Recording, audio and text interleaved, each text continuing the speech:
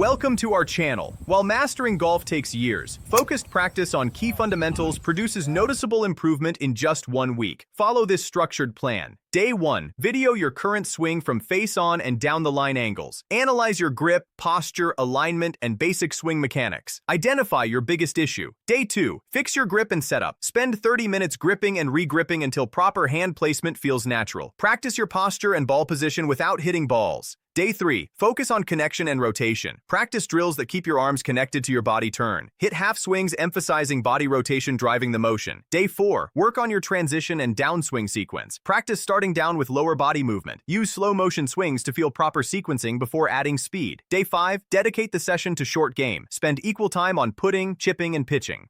Develop consistent techniques for common shots around the green. Day 6. Practice full swings incorporating your improvements. Start with wedges, gradually progressing to longer clubs. Focus on quality over quantity, making deliberate swings. Day 7. Play 9 holes focusing on course management and implementing your improvements. Evaluate your progress, noting areas still needing work. Video your swing again to compare with Day 1. Don't forget to like this video and subscribe to our channel.